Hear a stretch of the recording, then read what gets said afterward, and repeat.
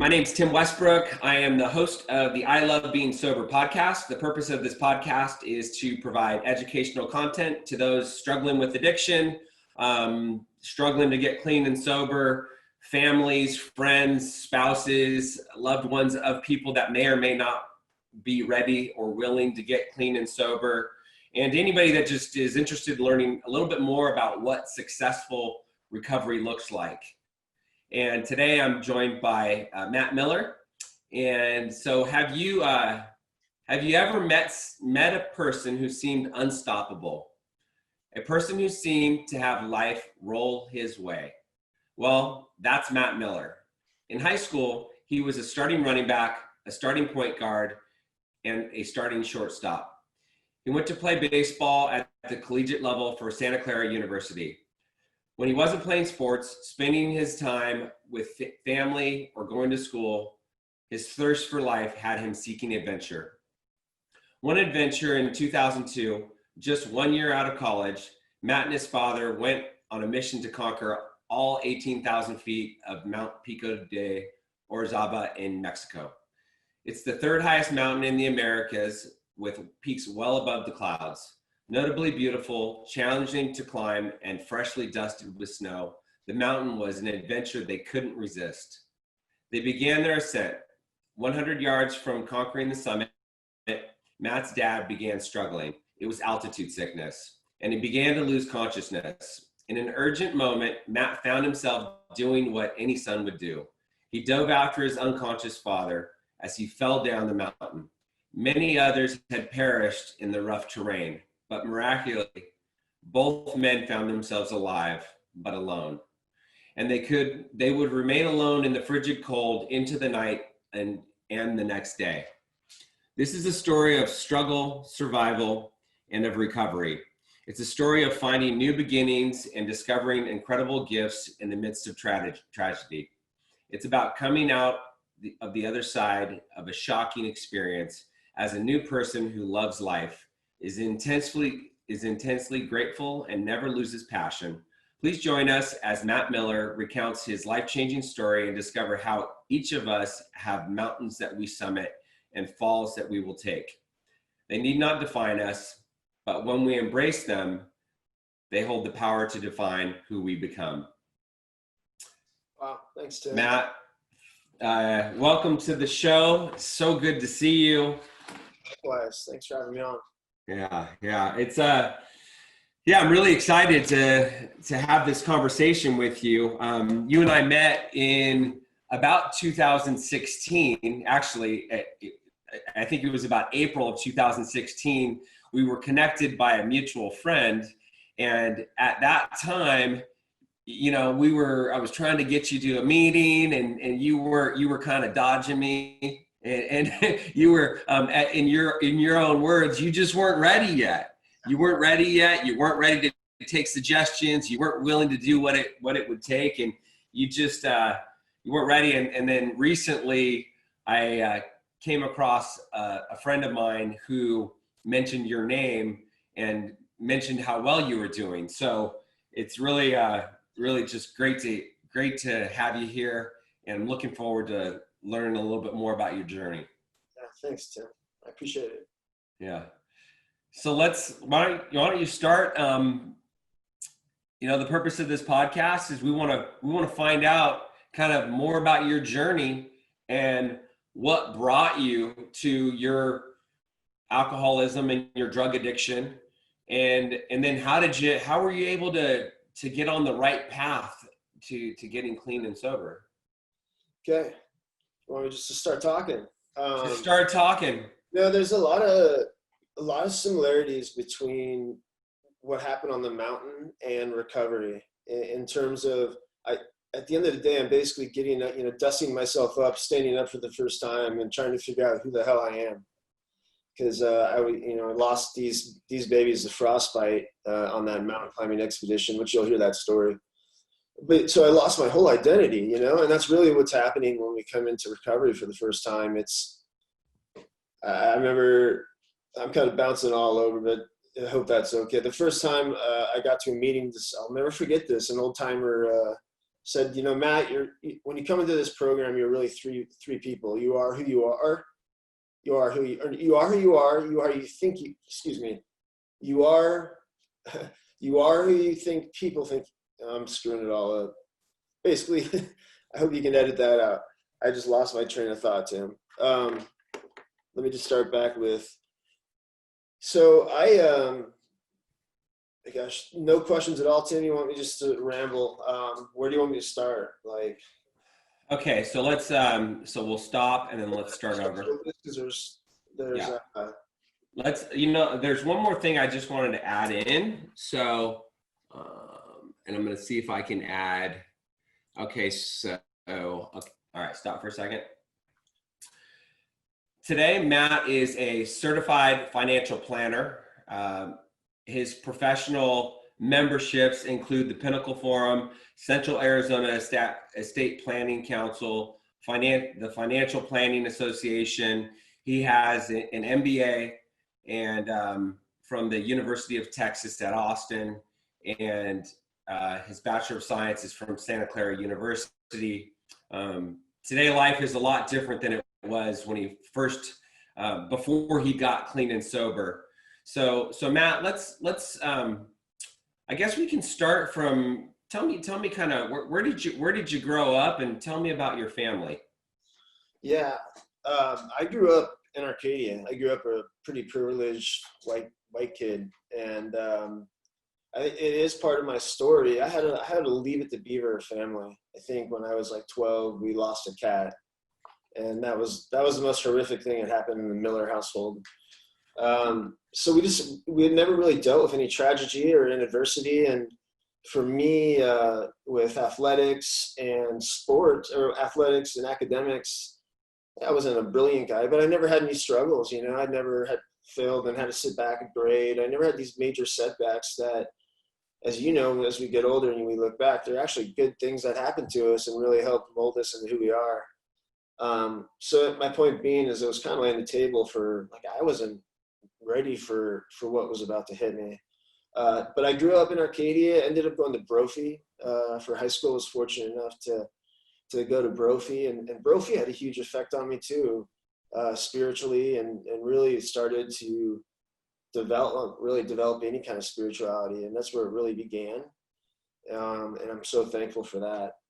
But yeah, so I'll just leave it there. I ended up, I'll tell you, I went up to Santa Clara. That's where I did my undergrad, played baseball there, and came back from Santa Clara back here to start as an investment advisor and start my career.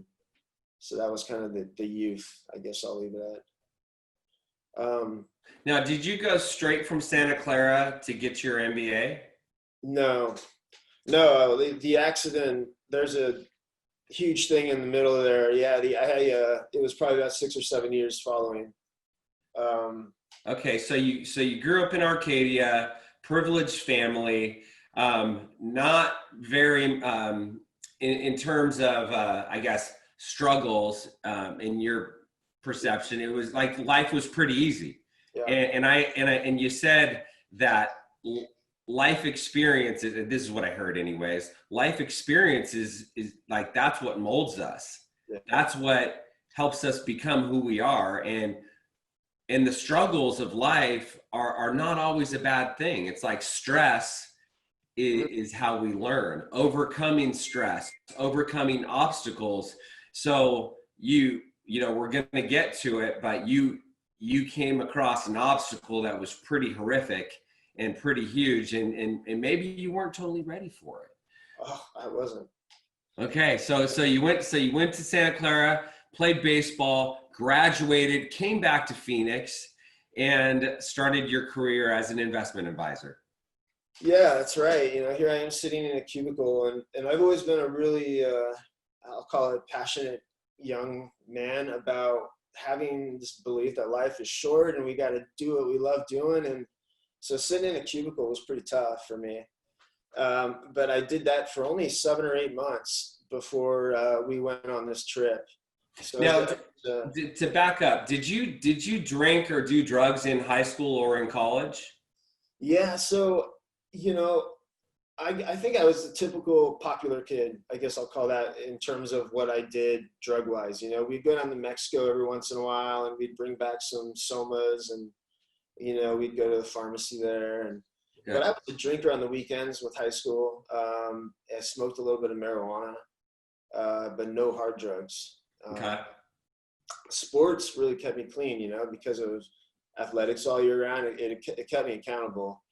So, but, you know, we'll get into my accident. This isn't what caused my addiction. My addiction existed, my addictive behaviors, way before the accident. So how I was in high school, I did see myself doing things addictively. And where the start of my addiction is, this might sound funny to you. This is where it started, though. At GNC, they had these things called Rip Fuels you could buy. And they were little diet pills that had ephedra. And back then, this was legal to have these ephedras. And you could take these Rip Fuels on a game day. And, you know, I could play for 9 hours straight, feel like $1 million, and make you feel like Superman. And I'll never forget going to GNC on the way to a game because I was out of my pills and they had none in stock. And I crashed, and I remember thinking, like, I can't play. And so it was just reliant mentally, not physically. Like, I could handle the physical withdrawal addiction. It was up here that was killing me, that I wanted this thing so bad. And so definitely seeds were planted. But again, it was sports that just kind of kept me from going over the edge. It kept you away from the destructive behaviors that would lead you to, you know. Yeah. Kept my addict in check. You're right. Exactly. Right. I mean, you were probably addicted to sports. You were addicted to doing well. You were addicted to looking good. You were addicted to feeling good. You were addicted to being popular. Yeah, probably so. I mean, I don't think yes to all those. I'll just say yes. I think most normal human beings are, but that's what this disease does, right? It's about controlling all these innate emotions and feelings that we have, and I wasn't very good at controlling those. I was a real emotional kid, in a good way. I had a deep love for. It didn't matter if you were in the band or on the baseball team. I just had a love for people. Loved hearing their stories. I always have, and that may have came from athletics too. You know, I played with kids from South Phoenix and everything, and so I had this deep love for people already at a really young age. And looking back at sports, that's the reason I played sports. I loved the camaraderie. I loved the dugout. I love that more than the competition. Now that I look back and I see that, it was the rituals I liked, you know, going out there. And so, yeah. Okay, so let's get into you're 7 or 8 months into your career, and then what happened after that? So I get invited to go on this trip with my father. And growing up, you know, I didn't mention my father when you asked me about that. He's a huge part of my story. My dad and I have been best friends since I was 5. And he introduced me to the outdoors at age 5. And we had this love affair together of going out into nature. And so we had done trips to Alaska. You know, we blew up a raft and did a 13-day float down a river. We didn't see humans. You know, there was bears everywhere. And, wow. You know, we just took these amazing trips, and there was a lot of danger, but it always worked out. So anyhow, he asked me to go on this trip, and I remember I did a little research. The trip is Pico de Orizaba. It's a 18,000-foot volcano outside Mexico City that generally is considered a very safe mountain. And it's a great place to go train. You know, it's the 3rd highest mountain in the Americas. So if you're going to go do Everest or anything with some altitude, that's the closest place to go and get real altitude exposure and train. And it's just a cone volcano but steep, you know, like a 30-degree angle, and it's a glacier down the face. The glacier runs from like 14,000 feet to 18,000 feet. And, it's probably 16,000 to 18,000 feet with the grade. But what happens is they usually get a good monsoon and they get good snow base over the top of the glacier. So it's soft. And when we were there, the year we were there, this is what ended up getting us in trouble is it was like an ice skating rink. They had no monsoons that year. But to take a step back, he invited me to go on this trip. There was 5 of us. Our leader, if you will, was a guy who was just an attorney in Scottsdale, but it had some experience on Mount Everest and he'd done Orizaba many times. And I remember though sitting in my cubicle like a week before we were ready to go, telling a colleague, you know, I didn't want to go on the trip. I had all this stuff going on, and I had a girlfriend at the time, and but the thing that was really driving me to want to go is I had this bad feeling that something bad was going to happen to my dad. I thought it was over his head. We hadn't done any research. We were kind of flying it as blindly, trusting the man who invited us, and I did too. I trusted my dad's judgment, you know. And in reality, looking back, it was good judgment. He just, you know, it wasn't nothing. None of this was his fault. So I tagged along on this trip. Or let me say this is an important step. Leaving the office that last day, we're walking out, and one of the coworkers says, "Hey Matt, whatever you do, don't become the next Beck Weathers." And just remember that, because I'll come back to that in the story here in a little bit, because what you'll find out is in about 9 months, that's exactly who I became, was Beck Weathers. Wow.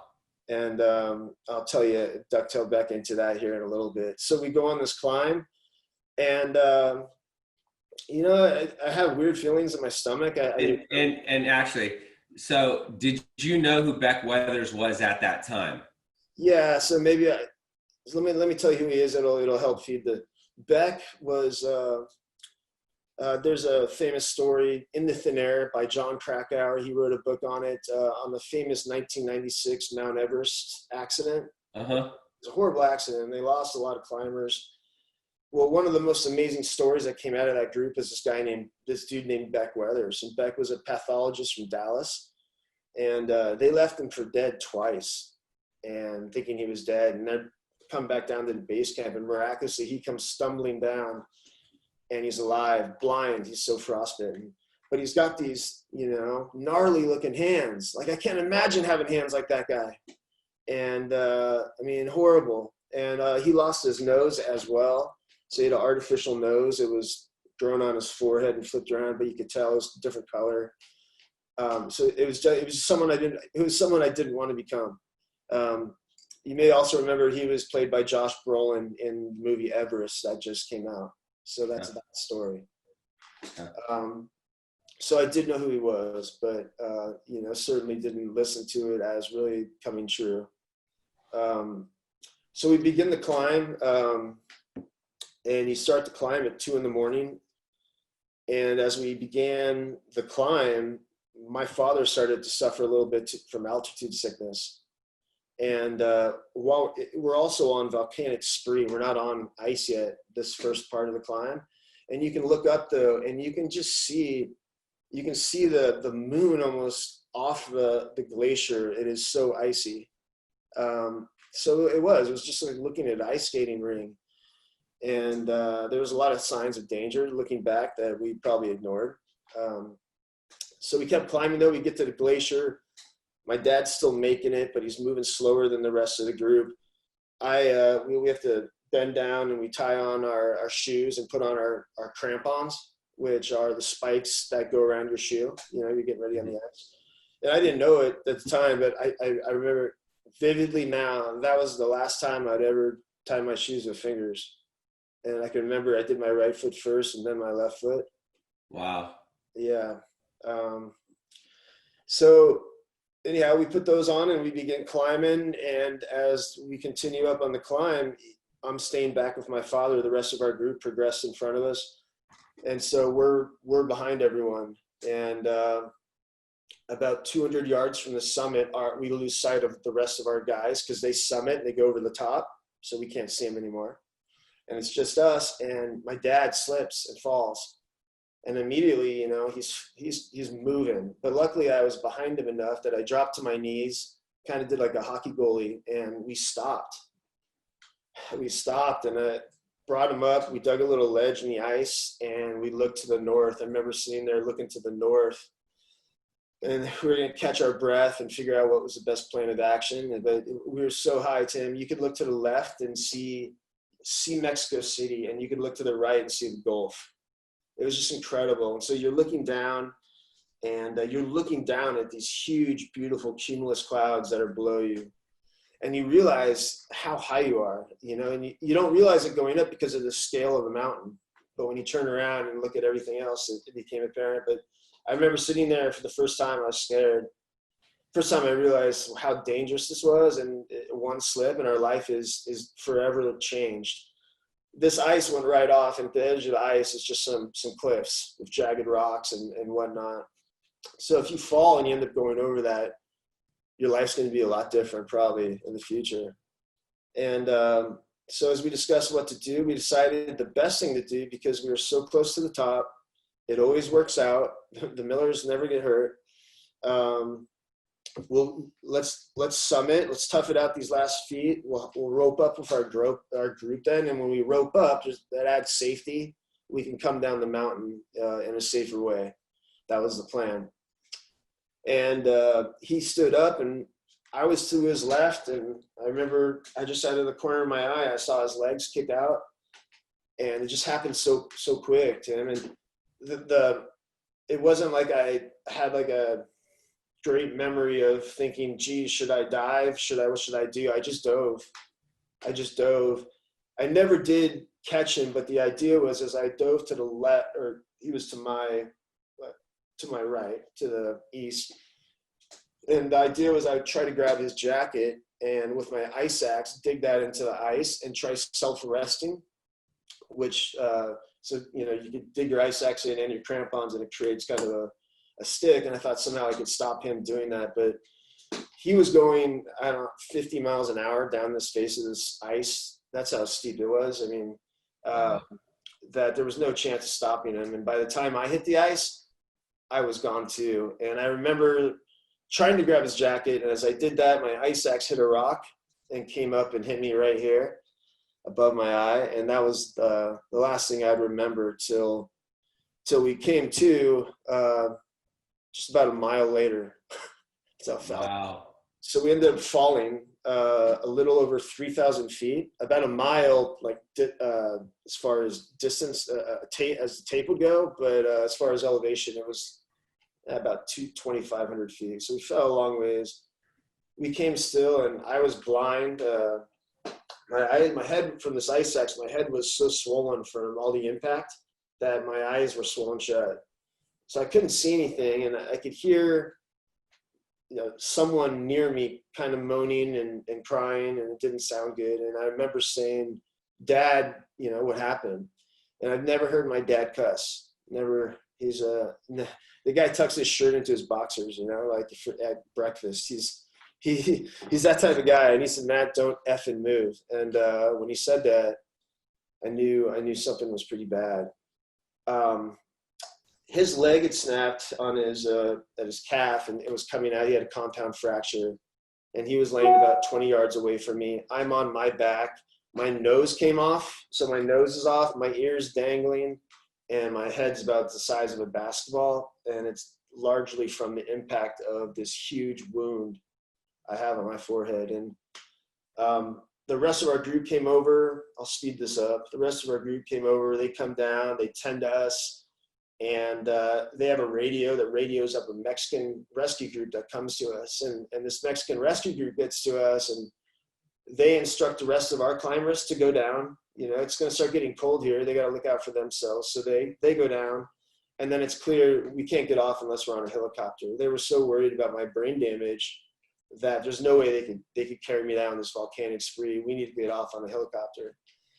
And as Senor Reyes, who is the lead Mexican that was taking care of me, was talking, he had a radio, and he was radioing back to the helicopter. And I remember through my eyes, I could, you know, it was getting dark, and I could hear this helicopter come, and then it would go away. And I could hear Mexican chatter going back, and then I would hear it get loud again, and then it would go away. And it did that one more time and went away, and it got quiet. And just like that, Senor Reyes said, "God bless," and left us. And that was really the last thing I remember. I mean, it was It was the loudest silence I've ever heard. If you've ever been in a situation like that, it was so loud, you know, it was so quiet, just the wind over the glacier. And I remember, here I am, a grown man. I remember thinking about my mom. Like, I'd do anything for my mom right now. But anyhow, we ended up having to spend the night, and I wake up in the morning. Miraculously, they can get a helicopter to us. They put us in a basket and drop us off in a little village, and off we go. And, you know, so they left you guys. They left you there on your own, by yourself. When they dropped us off in the village, no, they dropped us off in this little village. They had an ambulance and everything led up for us, and we went to a town called Puebla, which is it's a big city, 1 million people outside Mexico City. So they took us there. So we got some medical help at a hospital. Okay, wait, now you heard the helicopter went away. You heard the helicopter. Did they load you in the helicopter? Yeah, well, not completely. They ended up lowering a basket. And okay. In this basket spinning, yeah, and then it took us off the mountain and dropped us off in a playground of a little elementary school, I remember, and they put us in the back of a van, and that's where they got us to some medical help. Okay.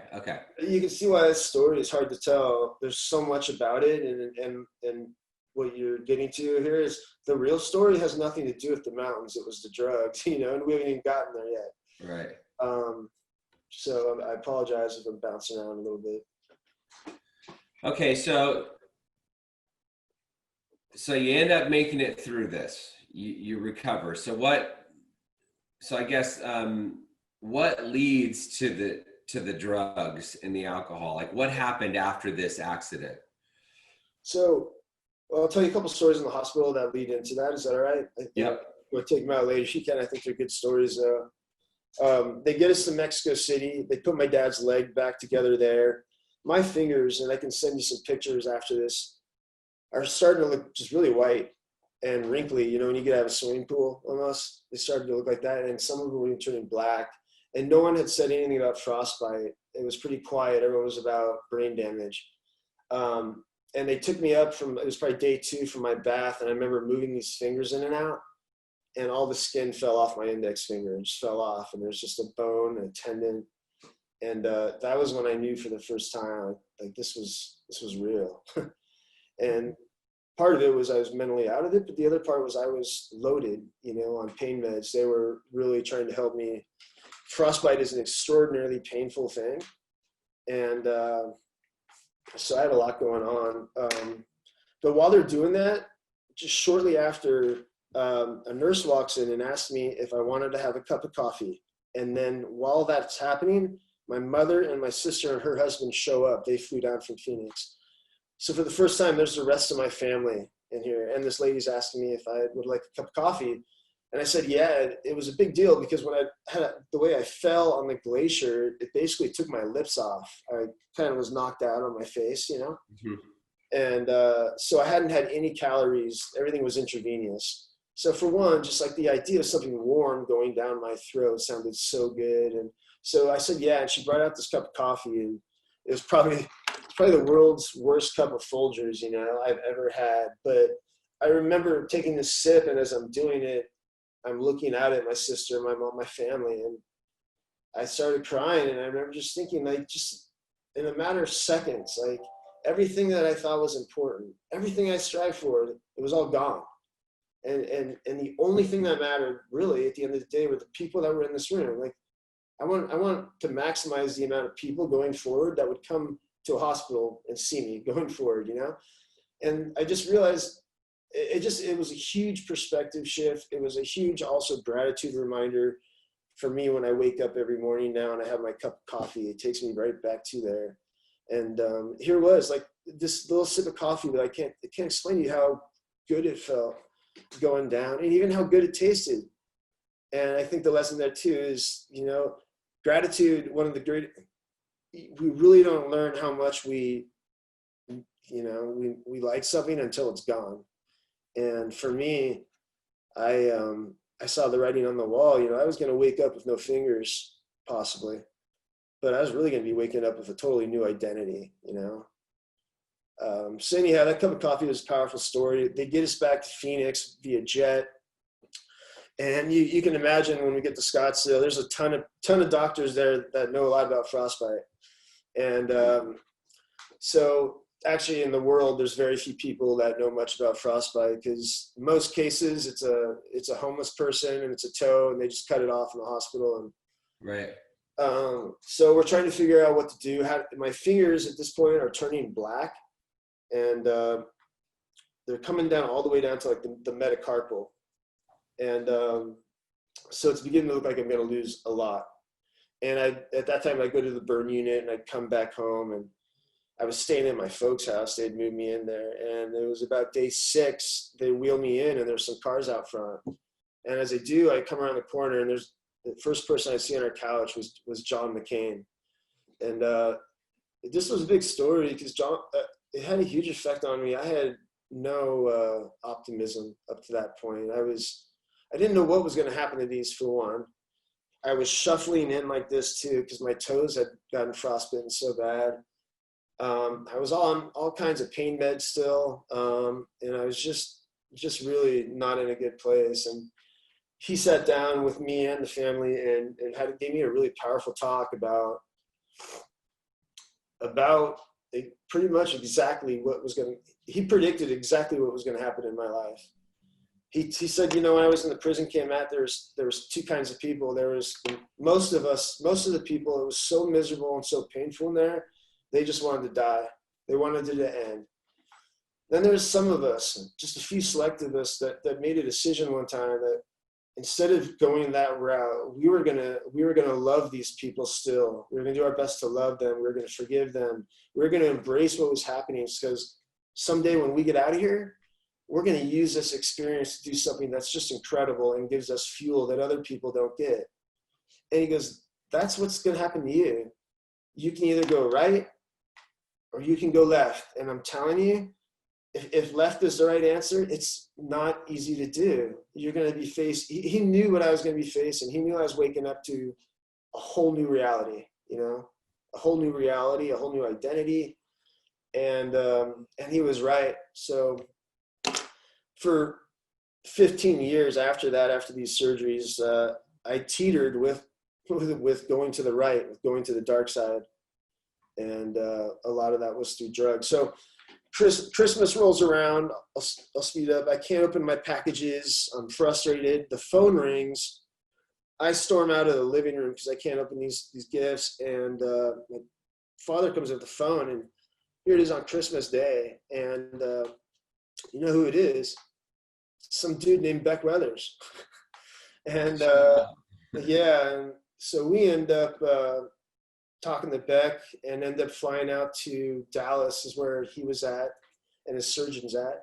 And then I ended up doing all my surgeries there. And there's a lot of stories there to get into, but basically they took my latissimus, my lat, and it's called in medical terms, a pre-flap, I think. And they apply the muscle, muscles provide oxygen, and that's really what happens in a frostbite is you lose oxygen flow to your bone. And so the idea was they could save some fingers if they could get a muscle there, and they could. It was actually out to here, and as my lat atrophied over the years, fingers would pop out, and I'd have to go get them chipped off, and that's been years. So the hands are feeling really strong and sturdy now, but that's how they did this. My nose, I left off that story too. Some Swiss gal found my nose on the glacier, like 20 yards away, put it back on my face, and this is my real nose. We still haven't done any work to it. So that I was going to say, your nose looks fine. I can't even tell. It's one of the most I don't know. That's a godly gift, because the idea of walking around with no nose for a while as they grow one on your forehead and then flipping it around, that didn't sound real appealing. So that was a huge, just a lucky drop for us. So I do all these surgeries. This hand takes 12 hours. This hand's 13 hours. I probably have 6 or 7 in between, some to remove scar tissue up here. This was so bad that I actually couldn't close my eye when I slept. It was so far up from where this thing is. So they had to do some work there, and get my toes amputated as the last surgery. And as I'm leaving, I get MRSA, which if you know anything about MRSA, it's like the worst strain of staph infection. And so then after, here I am, I thought I was getting out of the woods. I get this infection and I have to get a permanent PICC line in. And I was on a PICC line off and on for about 1.5 years. So it seemed like I couldn't escape this thing. Yeah, So, I mean, how long is this after like how long did these things continue happening after the actual accident? it was 2 years of surgeries, little things happening and infections. And but our doctor, his name's Dr. Barry Hannigan, and when he came into the surgery room, just prior to surgery, he was talking to my folks, and he said, Matt's biggest deal, Dennis and Jeannie, it's not going to be figuring out how to use his hands. His biggest problem is when he wakes up from all this, he's going to be a drug addict. And he was right. And as an addict, that was all I needed to hear. That was the only excuse I needed.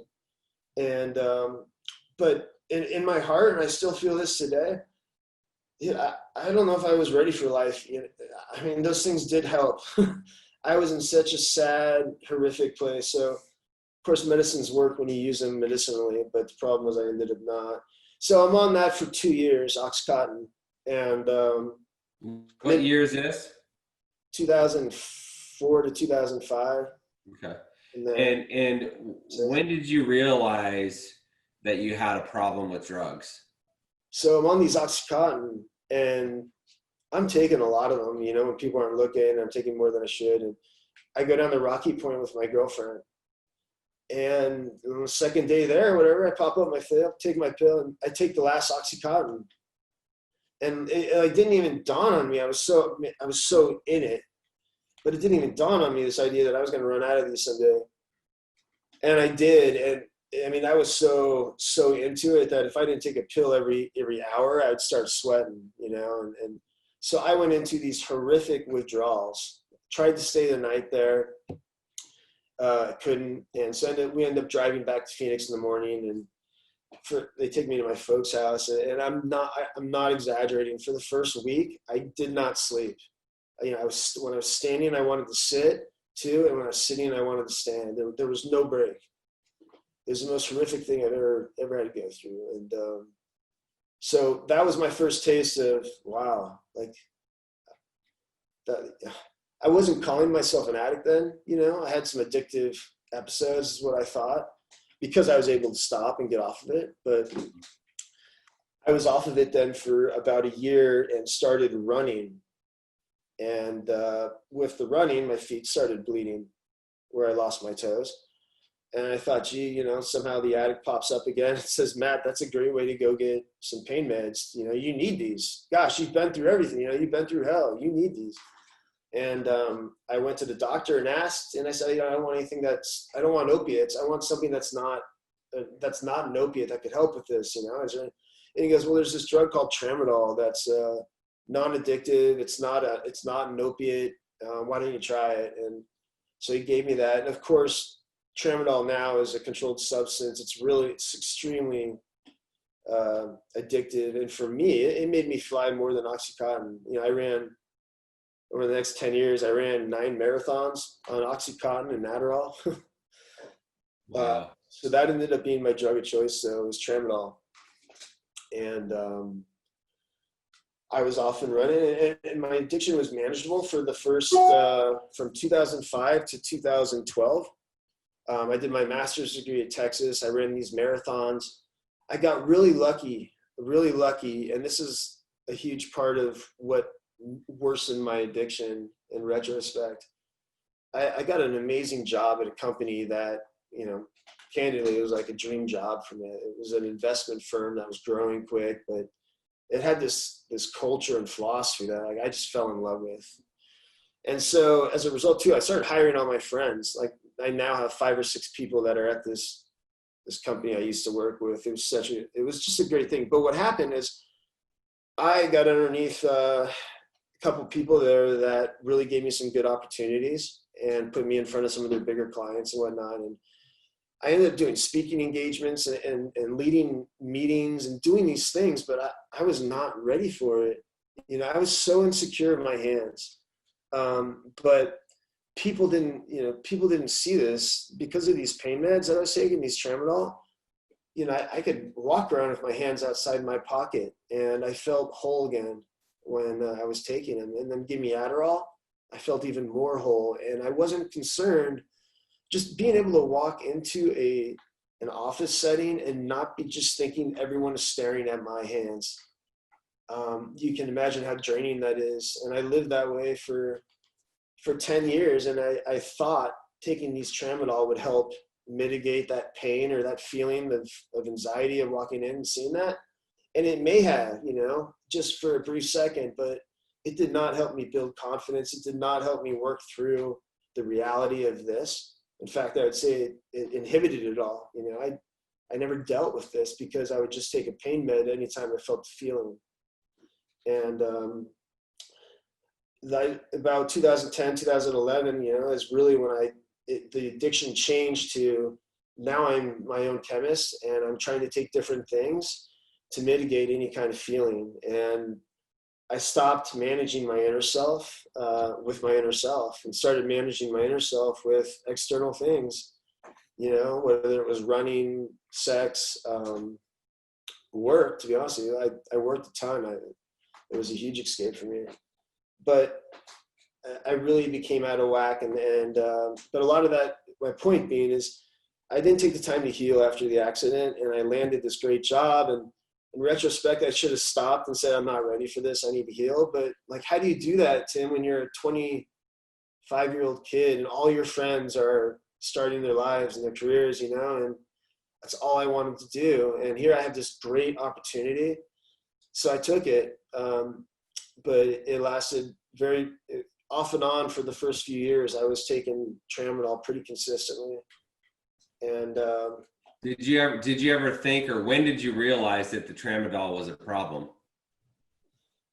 Well, I had a seizure, and we thought I just had a seizure a week and a half ago, by the way. And so maybe it wasn't and I'm not on drugs now, so we're trying to figure out what the cause of these seizures were. We thought back then it was because of the tramadol, but it looks like I'm also on, I take an antidepressant that helps with seizure, or that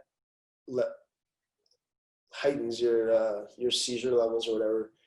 So it looks like that may be it. But when I had the seizures, when I really realized it, and I went through I probably went through 30 withdrawals. Major withdrawals of getting on these tramadol, taking them for 3-4 month periods. And then I'd be in St. Louis on a business trip or something. And, I had Walgreens in every town, and I had all that figured out. But there were times where I'd extend and just stay there through the weekend by myself, holed up at a hotel, crying, and going through the detoxes. And I'd come home from that last meeting, throw my pills in the trash can and be like, I'm done. And then I'd go through withdrawals, and on Saturday I'm digging through trash cans trying to find pills I threw away or something. So I knew it was out of control. But at the same token, I had a big team at work. I had a lot of success. Monetarily, I was doing well. So I had all these people looking at me, and they looked at me like, look at this guy who has overcome all this stuff, and he's just kicking ass. And that was all on the outside. On the inside, I was a terrified, scared kid who was trying to hold this all up. And the only way I could hold it all up was to not heal and take drugs.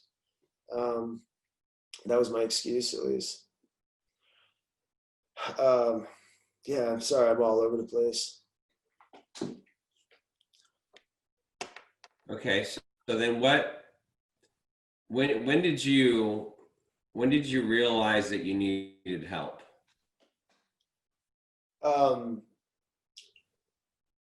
I needed help when I left Austin. That's where I was working for this investment firm. When I came back here, I knew I needed help. I was so sick and tired of being sick and tired. I probably had 10 of those withdrawals with the tramadol, and tramadol is a horrible withdrawal.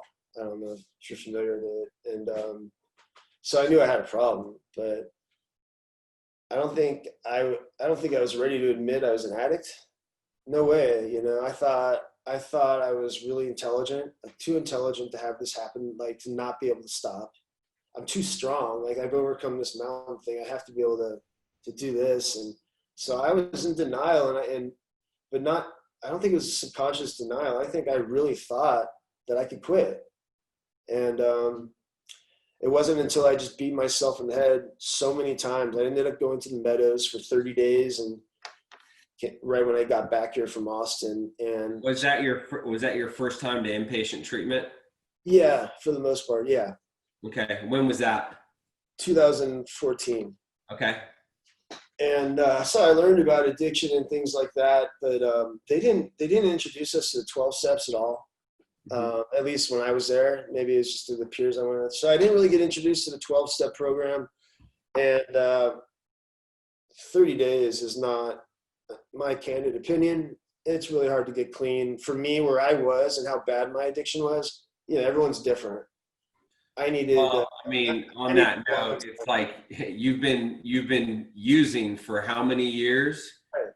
And then you have all of these lifestyle habits, all of these hobbies, all of these interests, all of these friends, all of these things that you do, and your main way of coping is by doing drugs. Your main way of soothing the pain is by doing drugs. Like, I would imagine if you're anything like me, your whole life kind of revolved around getting your next fix.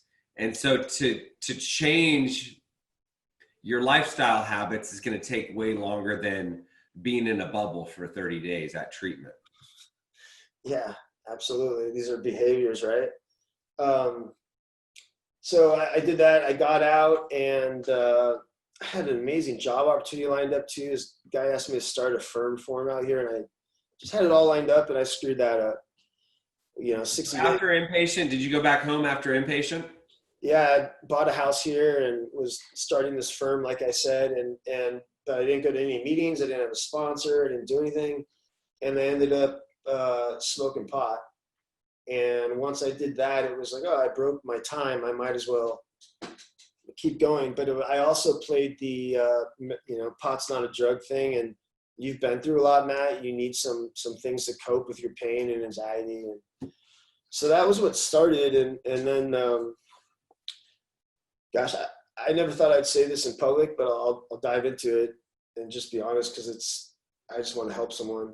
I ended up, my addiction was bad, but I was still living a life and everything was okay until I brought a woman home from a bar that I had met, and she brought out a meth pipe. And I smoked meth, and in 2.5 years, I'd lost everything. And I'd become a completely different person. And what a great thing it was, though, because it got me to realize that I need help the fastest. And I got through it safely. I didn't die miraculously. So now you smoked meth, and then did that lead to smoking meth on a regular basis? Yeah. Okay. When I lost everything in 2.5 years, I lost everything. I was, I started smoking, and I didn't actually smoke it. I sprinkled it in my coffee every morning, but that led to, speed. The reason I think I was attracted to it, by the way, is Adderall. I had a doctor in Austin give me some Adderall, prescribe me Adderall, and that's basically legal meth. And that meth, which is pretty common in the speed, really opened the door to sexual prowess, if you will. And that began too, of just not respecting my body at all. And meth was the first drug I've ever done that is, I got into it. I don't hang out with anyone I know because I do not want them to see me like this. And I don't want them to see who I'm hanging out with. And so it's the most isolating drug. And, wasn't talking to friends. I was hanging out with, people that, people that were as sick as me. And so that's where I lost everything, like I said. And I was staying around in Motel 6s, bouncing around. I'm running out of money. I just blew through my whole 401k, lost a house, lost everything. And here's my father. You can imagine we haven't talked a lot about my dad, but you know, I have this amazing relationship with my dad. You can imagine, especially after everything we went through. You know, we're just incredibly tight, and you know, I dove for this man, and here I am in his kitchen, and I'm not doing well. I'm on drugs, and they've been talking to me for the last few weeks about getting better, and they're getting ready to go up to the cabin, and we have a cabin up north, and they want me to go, and I'm running around the house though, because I think people are chasing me, and I think there's people outside the window. I'm in total psychosis from the drugs, and I remember I pushed my dad. Here's this man I love so much, and I remember I shoved him in the chest and told him to get out of my life, because I thought he was involved. I thought he was part of this scheme that was my psychosis. And he started crying, and he told me that him and my mom don't want me in their life anymore and get out of the house. And I got in my car and went to motel. When was that? Late 2017. Okay. And so I went to a Motel 6, did what I always did, you know, set up, got everything, and started crying, and just left the room, and ended up driving up to Sholo, where our cabin is, and walked in and surrendered. And I really had no choice. I was running out of money. I had no idea what I was doing with my life. Yeah. And that was it. And I ended up going to Prescott House. I had a friend who you probably know, who had gone through Prescott House and had been trying to get me to go up there for a long time. And I don't know if you're familiar with Prescott House. I am. Are you? Yeah. I mean, I think Prescott House is known as a place that, like, it's the last step on the the last stop on the bus. Like, if you want to go get clean, that's where you go. You know, but you're going to come out looking totally different. And that was exactly what I needed. And, you know, I showed up, they told me I'd be there for 30 days. I ended up being there for a year. They started peeling the onion. I don't think anybody goes to the Prescott House for a month. No. Yeah, that's just we got to get you in the doors. That's just a ploy to get you in. But that's the blessing. You know, they don't tell you when they get out because they want you to fully surrender. Yeah. And it's true. Like, I didn't really start doing good therapy until I stopped talking to people on the outside, and I surrendered and just said, listen, like, whatever you tell me to do, I will do. So anyway, I was there, and gosh, what an experience. Prescott House saved my life, and I have such deep feelings for it. It's all men, you know, and they make you get a job. It's kind of like an inpatient, outpatient. But it made me, for the first time, dive into the things that were really my illness, you know, the things that were really causing my issues. And there were a lot of them, but at the biggest one was my hands, just accepting who I was. And, you know, I tried taking those pain meds because they made me feel like Matt of old, like Matt Sports Miller, you know, the sports guy, I'm whole again. And I didn't realize until I was 35, you know, and I'd gone through all this, like, I don't want to be Matt, the 22-year-old. Like, why do you want to be that guy? And finally I accepted this. And so I'll call this about almost, it'll be 2 years in September that I've, like, truly accepted this. I've been living this way. And since I've been doing this, Tim, it's been unbelievable. Like, my hands are a gift, you know. Look how lucky. If I send you pictures, you see what I used to look like, you'll say I'm really lucky, I'm sure. But I love communicating with people. I love talking to people. And after everything I've been through, especially with addicts, my hands give me such a door of, like, it opens a door of vulnerability, if you will, for the other person. You know, they see my scars, so they think they can share their scars. And it's been a blessing. Life has been so easy ever since I just accepted, you know, what is, and started, you know, door opened and I walked through it finally. It's like acceptance is the answer to all my problems. Acceptance, embrace it.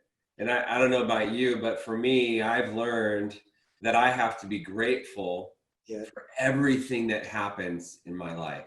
Absolutely. And until I'm grateful, there's no way I'm going to be able to move forward. Yep. And so let's going back to the Prescott House. What did you do at the Prescott House? What did you learn?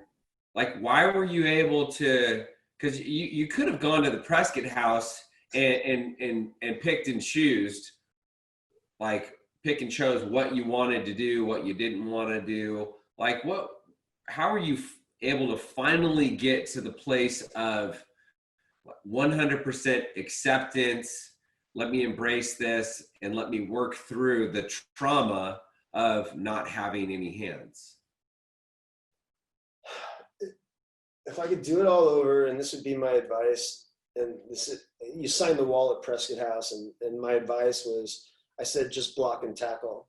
And I don't think there was like an exact cutoff time or exact answer, but they told me to go to meetings.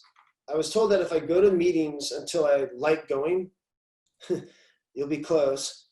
And I did that. And there's no other thing I've ever been part of that when the body when the body, when you put the body there, the mind follows. And it really did. I kept showing up, and these meetings weren't for me at first. All I saw were the differences. And I went to a new meeting one time, and I just happened to see 2 or 3 individuals that I knew outside, actually. And they were men that like were living life the way I want to live, and I wanted what they had. So I didn't know how they got it, if it was really from this AA thing or 12-step thing or what was from, but I kept coming back. And I just started, I did everything. The worst part about AA is all these cliches that you hear one day at a time, they're so damn true.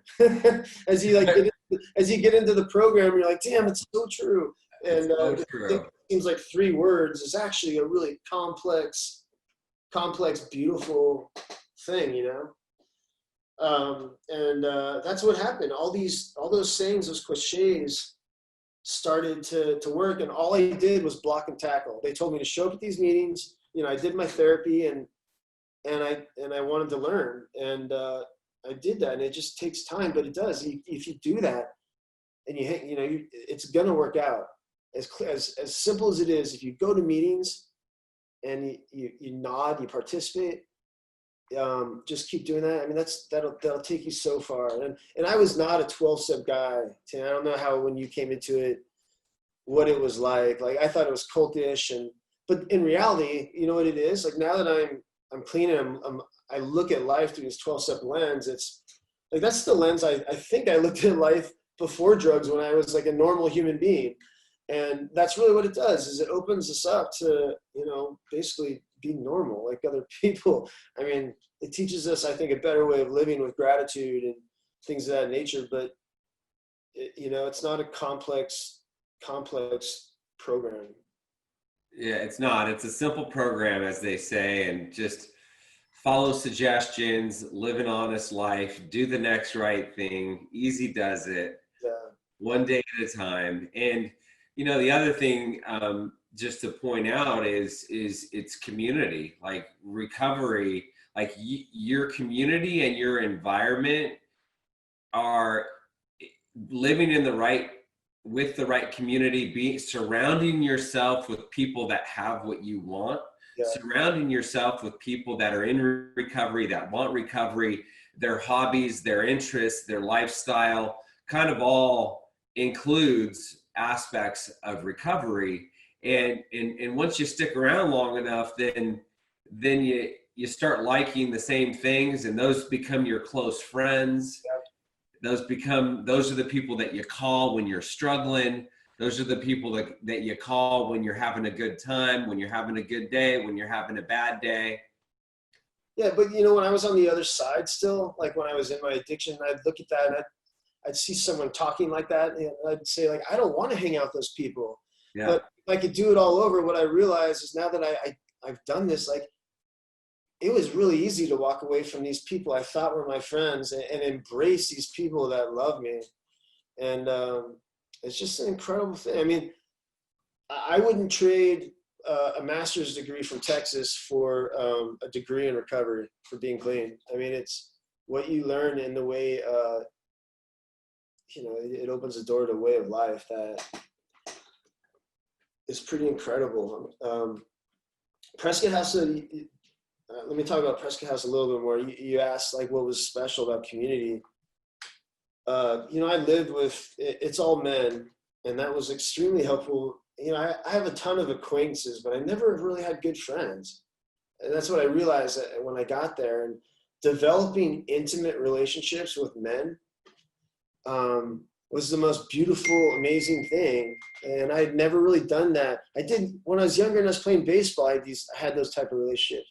But when I started doing drugs over most of my adult life, I haven't had those. And it was incredible just to be able to go grab a tuna fish sandwich with someone and hear about and just talk, you know. And it's really nice, you know. Isn't this nice? Like these little things that you just totally, you forget how great they are when you're using, you know.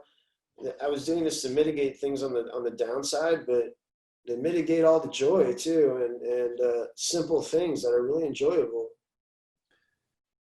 Yeah, it's you know, it's kind of like prior to getting clean and sober, all the relationships that we have, especially when we're heavy into our drinking and drug use, like there's a big wall up. There's there's not like an intimate relationship with another man. What? Right. What? You know? We work out. Yeah. Yeah. Like go Cardinals. You know, and so being clean and sober and being on this side of step one means that we get to truly connect and really truly find out how another human being is doing. And I don't need to look good. I don't need to sound good. I don't need to sound smart. I mean, I want to sound smart. I want to, you know, but putting all of that aside is how I'm truly going to get to know more about somebody. And it's a beautiful thing, to your point. Matt, so what are you doing today? Like, how are you staying engaged with like, how are you on the path of recovery? How are you staying connected?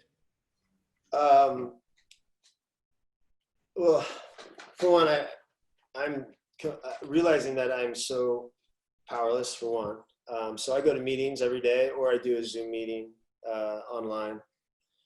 So I try to stay as plugged in the program, and I just moved back here to Phoenix, as you know. So I'm really trying to develop some community here, which I'll probably do in the next week or two here now that I'm done moving. And so it's surrounding myself with the right people.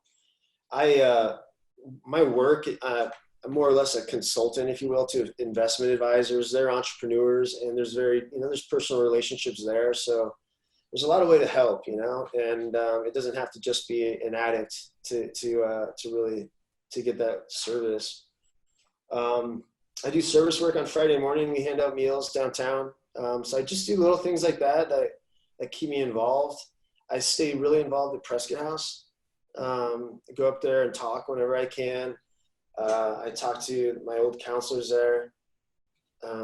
You know, that's another thing that makes that place so special is everyone who works there went through it. Mm-hmm. So it's got a culture, you know, and it really, I keep going back to it. I'm sorry, but I saw men go in there that came out so different. And it was just a powerful thing. And I didn't see that in any other recovery place, you know, and I worked at a lot of them. When I was in Prescott, when I first got out of treatment up there, I drove a forklift up there and then worked at a couple treatment centers too. But, you know, the key for everything, you know, they say you got to get the first step right. And I couldn't agree more. You know, there's so many people out there right now that are struggling, that are afraid to ask for help, that were like me, that are wearing a suit and tie, that had a team that had some success things going, and there's no way they can call timeout and tell people they have a problem and they need to get help. And I look back and I just wish people, our society can get to a place where that is totally okay. That's like raising the hand and saying I have the flu.